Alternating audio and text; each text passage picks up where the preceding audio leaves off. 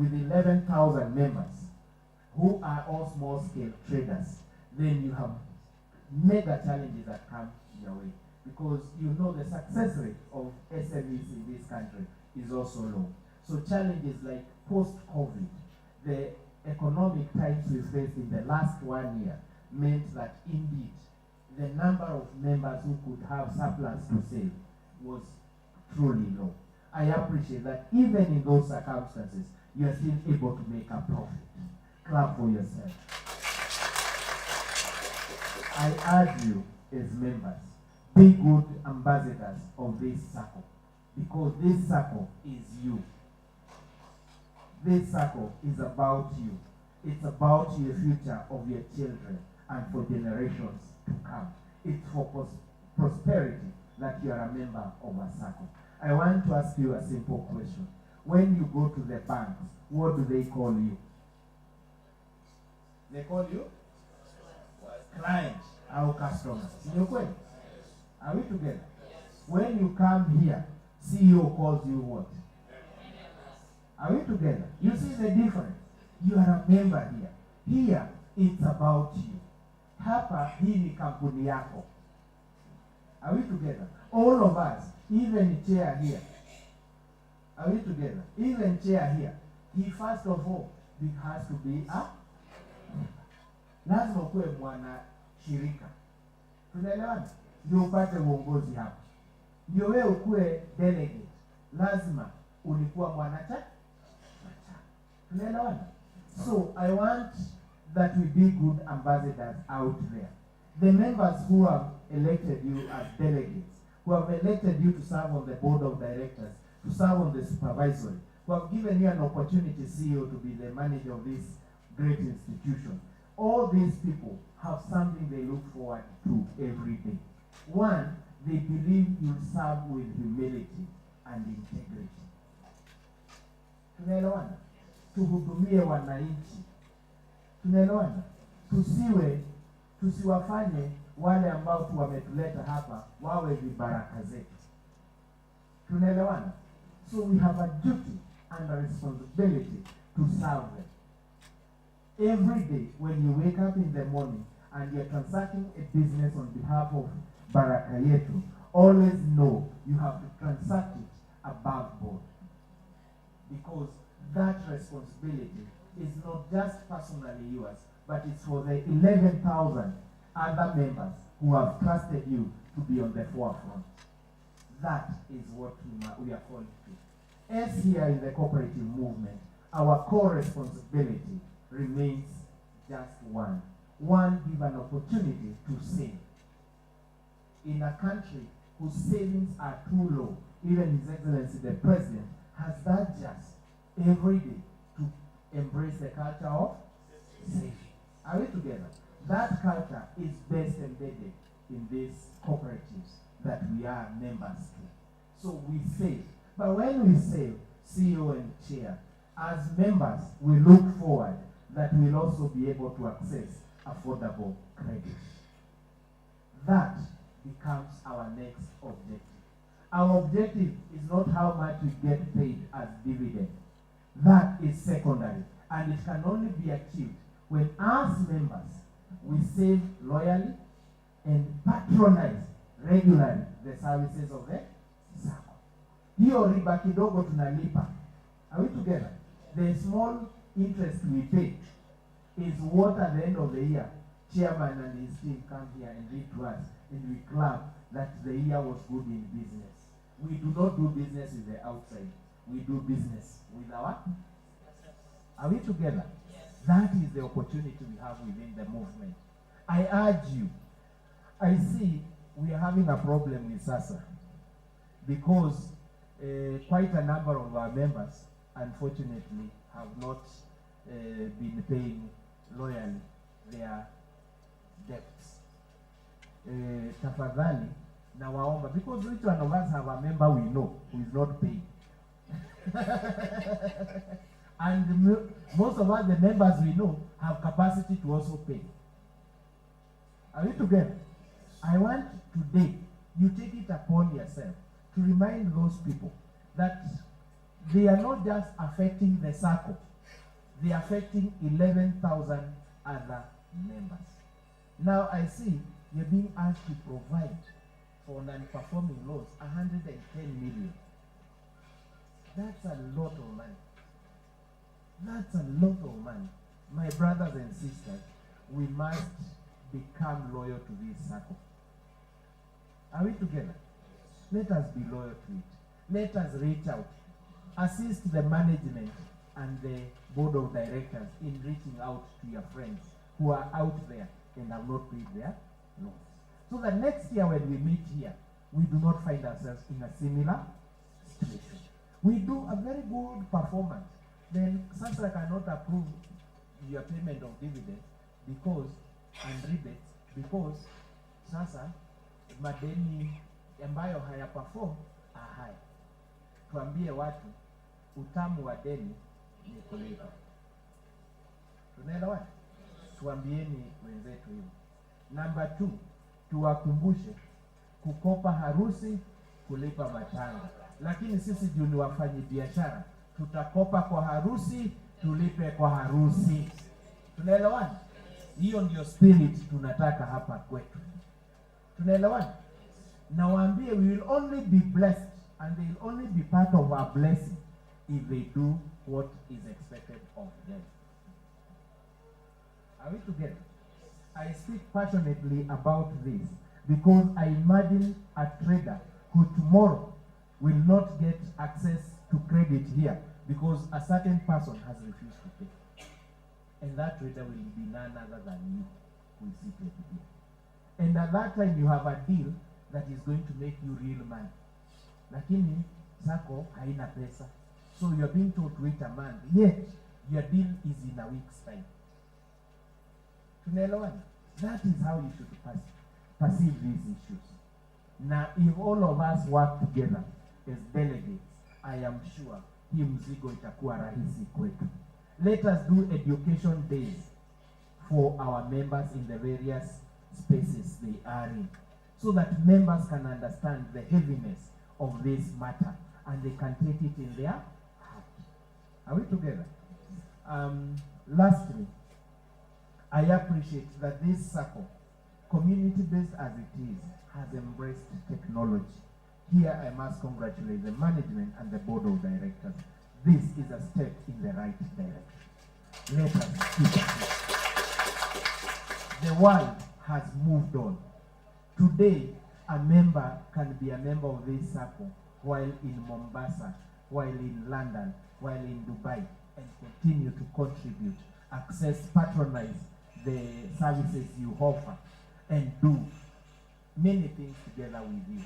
Open up yourselves to that kind of membership because the world is a global village and we must, our only way to succeed is when we embrace what the world is offering. Two, that we avoid this issue where we have very high default rates. Also think of alternatives to what guarantorship can be. Other securities that are painful to lose so that members are committed to pay. Think of alternatives. Let us look for ways forward to grow our circle. Those of you who today will be given an opportunity to serve, because there is an opportunity for elections today, so I'm expecting there will be elections. When you go to elections today, choose men and women of honor. Choose men and women who have this circle at heart. You who will be elected, and I wish all those who are buying an opportunity that they succeed. You who will be elected, I remind you, it's not an opportunity to lord over us. It's an opportunity to serve. Serve diligently. If your objective is contrary to service, please do not present yourself for elections. You still have a window to step down. That is what I believe in. Because when we serve with integrity, when we bring our best skills here, you see, you kama wafanyi biashara, you're very entrepreneurial. Mimi na director hapa ukituweka kwa your space, we might collapse. But you have a very good and important skill. Ukipewa hii maji, una multiply inakuwa 3. Tunaelewana? That's a skill you bring here. Tafadhalini, let us bring the best skill here. Sasa, because that, as I've said, when you serve this circle, you serve yourself. Tunaelewana? When you serve this circle, you serve yourself. Tomorrow your son, your daughter will be able to say, when my mother served in this circle, see what he was able to do. And as a result, 30 years after today, it is your son, it's your daughter who will be seated here and continuing with the journey of transformation. Because we are not just a circle for today, we are a circle for the future also. Are we together? The last point, this is most of my colleagues know I've taken it upon myself to now be an advocate of young people. Amongst where we operate and work, there are many young people. Let us also invite them to join the circle. I see quite a number of young people in the room, but they are not enough. Remember, the young people are the majority, but they are not the majority in this hall. So we still need more young people here. As young people are the future of this nation. When young people embrace the culture of saving, our country will go far. I urge you, each one of you, to bring at least 2 new members who are young, below 35, to join the circle. Mentor them on saving. When they need to borrow, advise them, don't borrow for luxury. Don't borrow to go to Mombasa for holiday or to Dubai for holiday. Borrow to buy a new piece of land. Borrow to improve yourself because you're young, you can go back to school. Borrow for that. Borrow to start a new line of business. Borrow to increase your stock. That way, we will be advising our young people in the right direction. That is not an obligation to you. However, if you do it, you'll have participated in the growth and transformation of our country. So I urge you that also you can come up with other programs that will allow youth to be attracted to you as a circle. So you can come up with products that are related to youth. Lakini msiwapee loan ya kufanya harusi, msiwapee loan ya kwenda holiday. Tafadhali. Naambia ukweli, because those are the things that destroy us. Na pia if possible msiwapee loan ya kununua Subaru. They become their next casket. We don't want that. Tafadhali. But let's do it, because when we do this for our youth, our future is guaranteed. And we are sure when we will not be here, they will be here. Are we together? In one community that I live in, they say a flock that has no calves is dead. A flock with no calves is dead. And if the calves are fewer than the heifers, it's as good as dead or on the verge of death. Are we together? That's why we need to increase the members who are young, below 35, within ourselves and in our ranks. And take it upon yourself to mentor at least 2. Next year, wewe uniambie 2 hapo wawili wamefika wapi. I'll be very happy. And that is a promise, and that next year nitakuja tena kwa AGM. Asanteni sana. Mungu awabariki.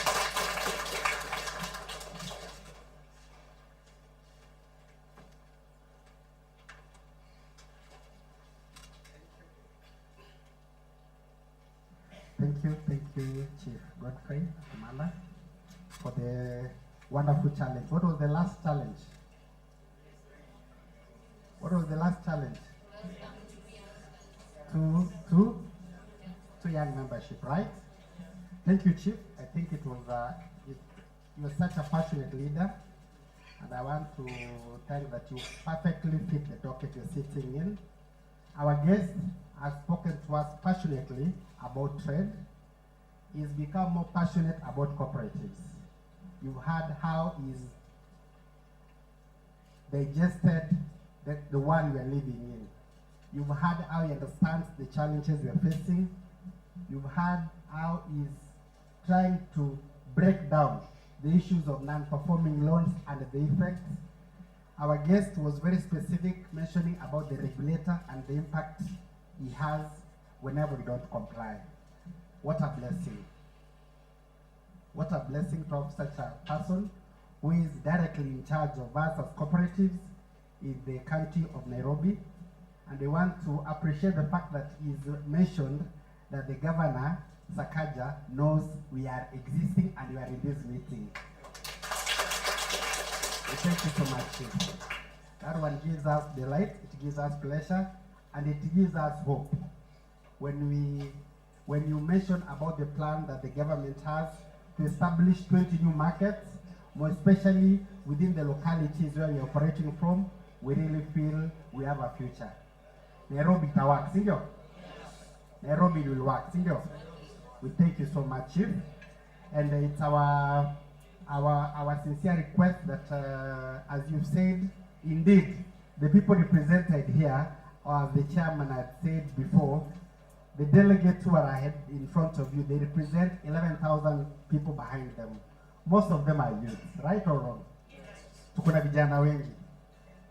Even the way Madam Director said, for one to sit here, he has to meet some threshold, which maybe some have not met. But I can tell you, our society has been keen in empowering our mothers. You can see we have so many ladies here, both seated there and seated in this row. That's a good sign that you are very keen to youth and women empowerment. We also want to thank that the journey that this Sacco has taken. We want to acknowledge that you've acknowledged the journey that the Sacco has taken. The Sacco, maybe just to be more detailed, when the funder withdrew his funding, our operation area was in Kibera, along Ngong Road. They moved, and most of our members here, our route base is in Mukuru, Kibera, and Madare North and Urumba slums. That is where we've been having, those are the people who've made the Sacco to be what it is. So we are really grateful, we are really humbled to have you, and to recognize the contributions we are having. The Sacco is it has a good management. I can tell you, we are a tech service society. We are serving so many members who are in diaspora. In our society, you can get a loan, an e-loan, a limit of 100,000 on a click of your button. And I can tell you, it takes less than a minute for you to receive the funds. We've really tried, the management has tried, and the board of directors, to make our Sacco turnaround time to be high, in such a way that if you apply a loan, it will take less than 48 hours if you've complied. So we still pride that we are a Sacco that which can be taken as a wale kielelezo ni kizungu namna gani? Role model. Muko tayari kuwa role model? Yes. Asante. Chief guest, hata ukiana mbele yako hakuna mtu amevaa ties isipokuwa mimi na wewe. Oh, watu wote ni mahasala. Those people seated in this executive are the one who are in ties. All these are hustlers, and they really reflect the people you are leading. They really reflect the people the Kenya Kwanza government is advocating for. And we believe that as you're rolling out so many programs that are going to benefit the hustler, kindly remember Baraka Yetu Sacco. Slaughtered somewhere for the benefits. As you are constructing the market, we kindly urge you that you calculate us in the program so that we can have a space. We can tap to so many other hustlers outside there who are not getting funding. We are ready to fund. We can recruit them via we have a mobile app. They can register via the mobile and they start banking with us. So we seek that as you, in your great plans, kindly think of a satellite office in every market for a Sacco. We really appreciate. Because of time, we want to now appreciate our chief, because he's having another very serious engagement at Naivasha. We want to do it Baraka style. Tumejua Baraka style. Tumpe tatu ama mbili ama factorial, sindio? We do a factorial 5, right? We go 1,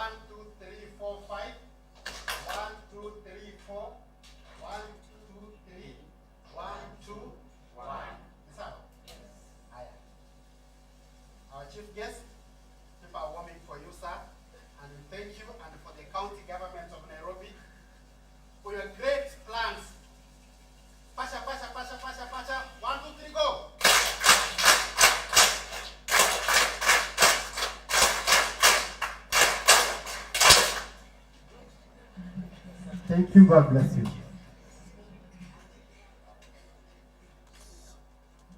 So we'll allow our chief guest to leave. Then we can continue our program. The secretary will take us through the minutes as we continue the ADM program.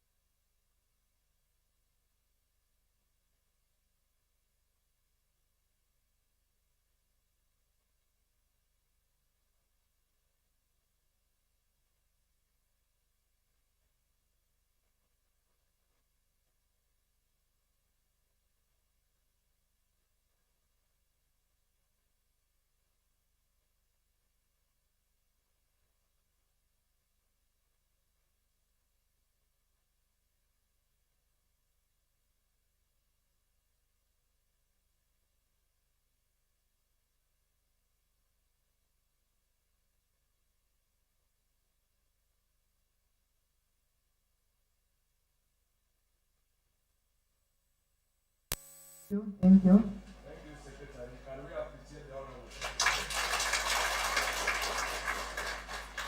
Thank you. I'm requesting for a proposal. Remember that you say your name, your membership number.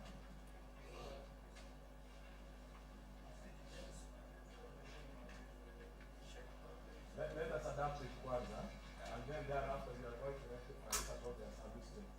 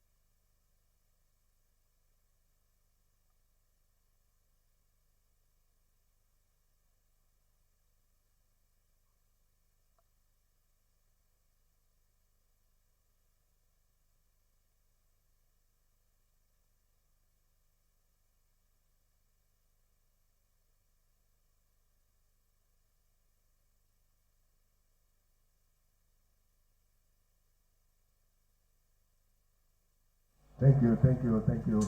I think we passed that one in our last meeting, and going with the situation, mambo ya politics and all the rest, hatungepata fedha ya kutosha so that tuanze plaza. I hope as we are now improving, the way we attended the training and all the rest, and I can see a number of new faces are here, and we are all out that we are going to improve the society. I hope, if at all we are going to be serious, just the way it has been indicated, I hope we are going to have our plaza. But the way the political situation of last year na mambo ya biashara ilikuwa imeenda chini, I hope we'll work on it so that sisi kama Baraka Sacco, we have our own plaza.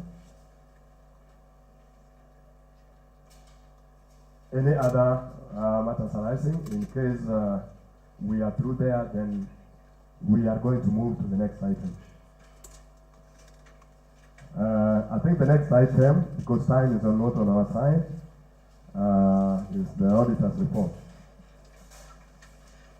We are welcoming our auditor to present to us the books for the year 2023, so that we see how we perform. Mahali tulifanya vizuri, mahali tulifanya vibaya, and then we are going to comment on the same, whether we are going to get interest au kama tutapata dividend. Honorable Auditor, karibu. Oh, he's on this side. Thank you, brother. Karibu. I hope the file you are having the details, no? Or iko kwa simu yenu. Ilitumwa kwa simu kwa delegates wall, but we have it also there. Thank you. Karibu. The board of directors and the entire members of Baraka Yetu Sacco, good morning. Yes, my name is CPA Njogona Mwangi from Njogona Mwangi and Company Auditors. It's a pleasure being here today. As I want to present to you the audited report for the previous year, and I believe you got the audited financial report, which has as well been approved by Chancellor for presentation during this ADM. The financial report is a big booklet. In your booklet,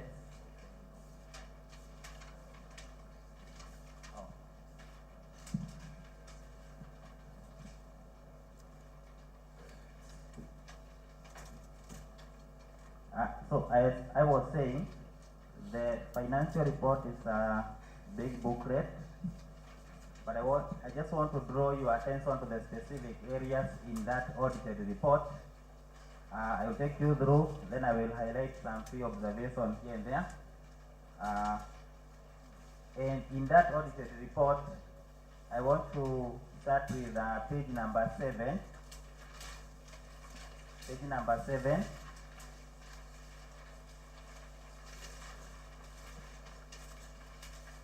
Yeah, we are going to see the statement of comprehensive income for the Sacco. And the other page, you are going to see the balance sheet and the notes to the financial statements. On a highlight, during that year, the revenue for the Sacco, mainly from the interest on loans, was 62.7 million. That was the interest on members' loan, as compared to 2022 when it was 45.3 million, and that was growth registered through the revenue. We have other interest income on the fixed deposit. It also grew from 204,000 in 2022 to 614,000 in 2023. And therefore, out of that, the board of directors proposed to give rebates on interest on members' deposit amounting to 11.3 million, an increment from 6.4 million, which was proposed in 2022. The other operating incomes during that year, they relatively remained the same, they were not much. They were 5.3 million, and in total, the net income was 57.3 million in 2023. The expenses for that particular year were as follows. Administration expenses amounted to 10.7 million, a slight increase from 2022 when it was 9.6 million. We have the governance cost. This as well also increased from 5.4 to 7.6 million. Personnel, this increased from 18 million to 21.8 million in the year 2023. We also have the marketing expenses. This relatively remained the same from 1.2 million in 2022 to 1.1 million in 2023. There was a slight decrease. Financial expenses, this reduced from 1.3 million to 272,000 in 2023, and the main reason was the cost for the M-Pesa charges which were being levied on the Sacco, but in this 2023 they were being paid by the members. Allowance for asset impairment, this is a provision especially for the loan losses, which has remained a big challenge not only in this Sacco, all the Saccos across. Is required by the regulator that you must make provision for non-performing loans at the prescribed rates. And we are going to see, to highlight this more on the loan performance, but in the meantime, this increased from 6.6 million in 2022 to 8 million in 2023. And the total expenses for that year amounted to 49.6 million, an increase from 42.5 million in 2022. And therefore the net surplus that the Sacco registered during that year was 7.6 million in 2023, and the provision for corporate tax amounted to 92,248 shillings. Out of that, the Sacco is also required to make a statutory reserve amounting to 20% of the net surplus after tax, and this amounts to 1.5 million in 2023. There is a provision for honoraria amounting to 120,000, and provision for staff bonus amounting to 175,500. You will note there is high retention of surplus as compared to 2022. The retention in 2022 was 1.5 million, and this time loud it is 5.7 million. And the members might wonder, why was it not prudent to distribute this as dividends? And the only reason is one, the compliance with regulations forces the Sacco not to distribute everything, because there are key ratios that the Sacco has not been able to meet, but with increased retention, the Sacco is progressively complying to those ratios, capital adequacy ratios. You're going to see that when you go to the balance sheet, and I will highlight more on that. So let's proceed to the other page.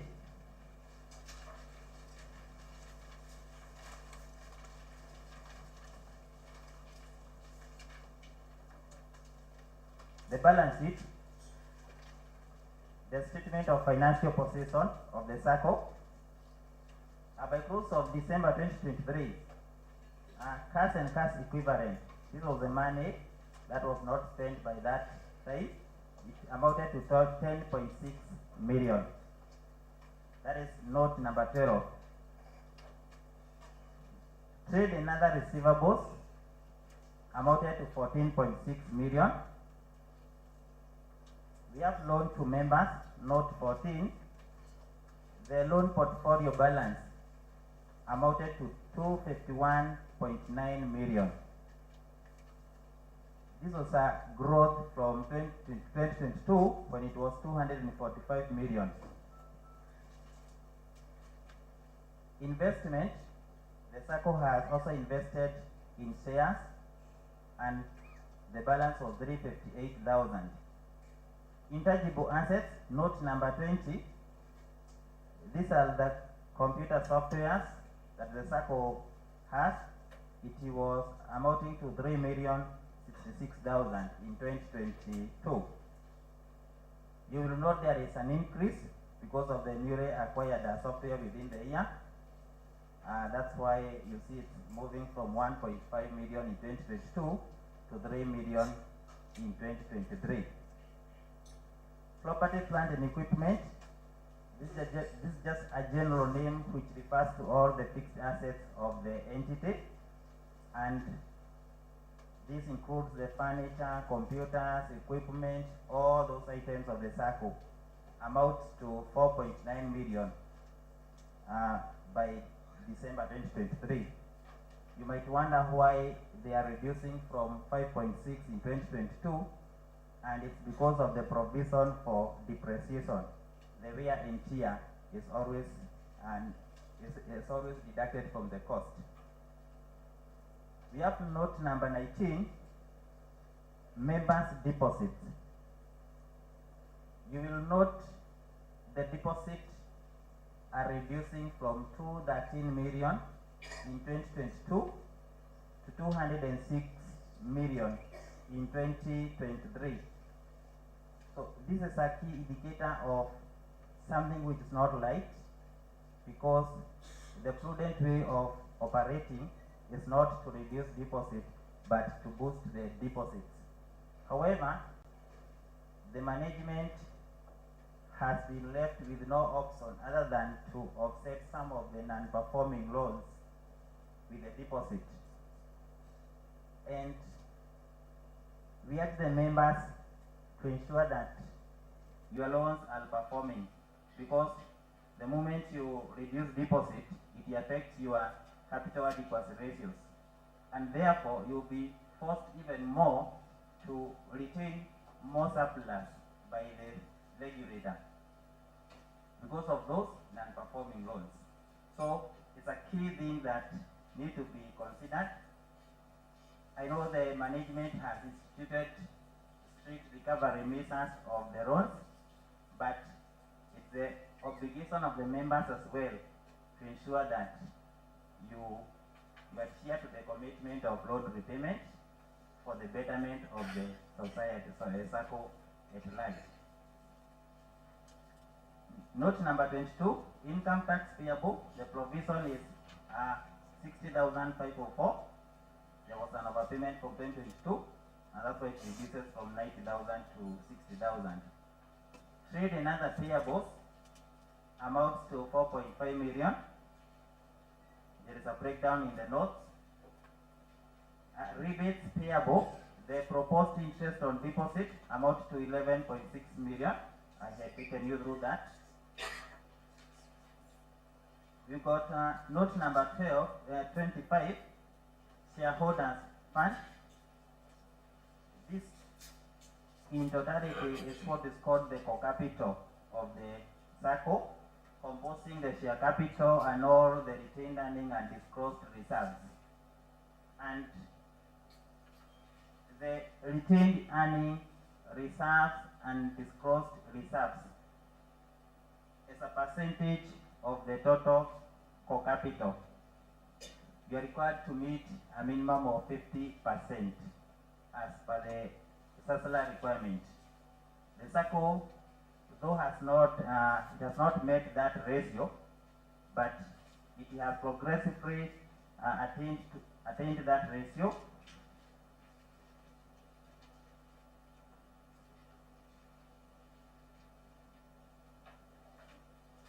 This is a key ratio that the regulator looks at, which if the Sacco has not met it, you'll be forced to retain more.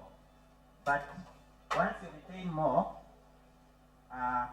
then once you meet this ratio, you'll be able to distribute more surplus. The Sacco had met this ratio at 26.4% in 2023, and it was an increase from 2022 when he was at 18.1%. So the increase is resulting from the high surplus retained.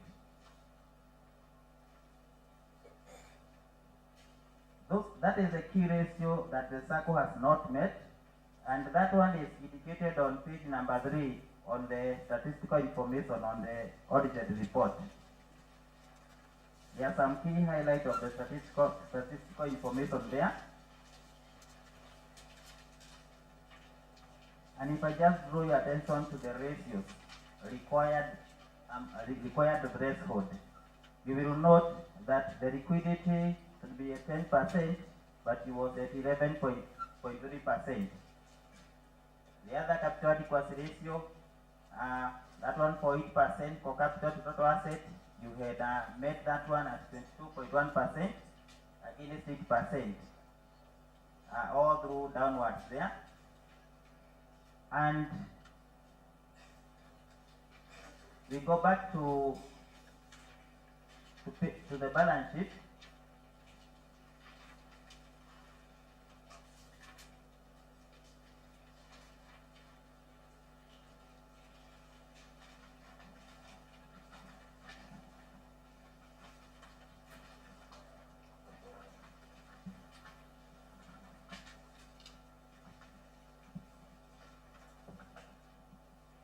On the balance sheet, on the loans, but let's just go to page number 17.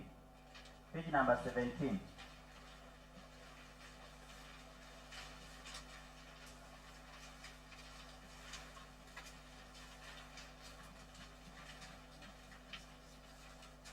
Page number 17, specifically on note number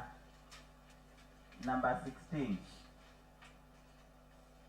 That is the risk classification and loan provisioning. So the Sacco is required to make provision for non-performing loans at the prescribed rates highlighted there. And you will note that the more the loans are non-performing, the higher the loan provisioning. And this loan provisioning is expensed through the income statement, and obviously it reduces the distributable surplus. So you will see now the total provision amounting to note number 17, 18.3 million that has been done over the years. So there is a great responsibility for the delegates to ensure that the members finance their loans well. And in connection to that, you will note in page on note number 19, the deposit being offset with loans amounting to 59.4 million. That is a very high deposit offset, 59.4 million. So with the rate of monthly contribution, you can do simple calculation and see how much time you might take to recover this, and unless there is great effort that the members put. So after offsetting this is the principal offset and all the interest, and therefore sharing dividend out of interest recovered from deposit offset is like just consuming your own reserves, which wouldn't be the case. So, and that's why the one of the prudent reasoning the management had not to share all the surplus. because much of it again has been realized from the deposit offset. So I just wanted to highlight that one, which is a concern also to the regulator, but I know there is a good effort being put in place to meet those requirements.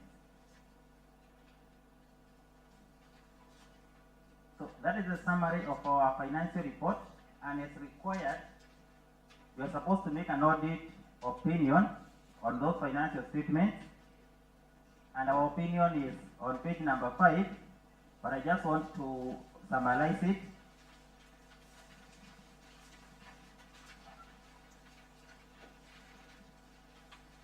I just want to focus on the second paragraph from top, that having audited the books of Baraka Yetu Sacco, in our opinion as auditors, the financial statement give a true and fair view of the state of financial affairs of the society as at that 1st December 2023, and of its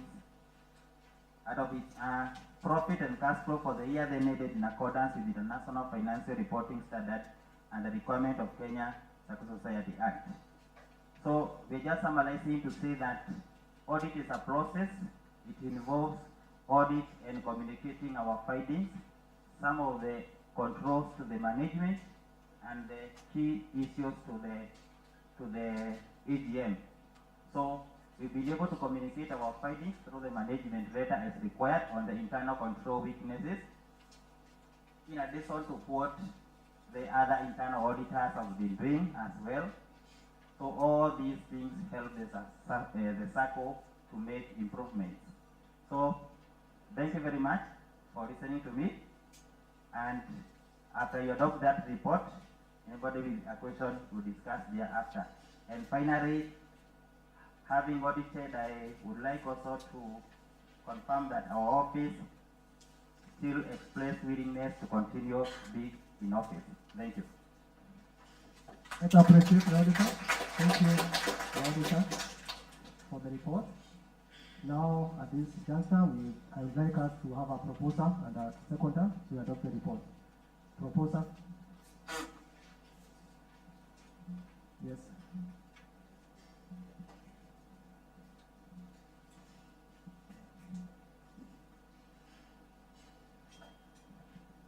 Claire Wycliffe, number 3604. Thank you. Seconder?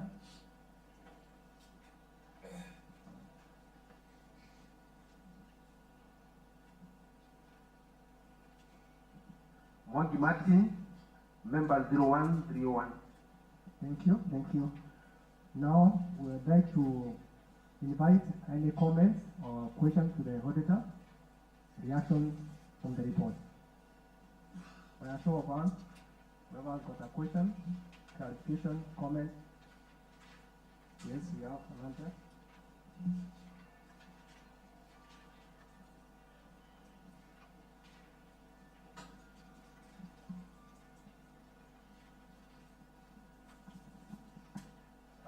Thank you, Chairman.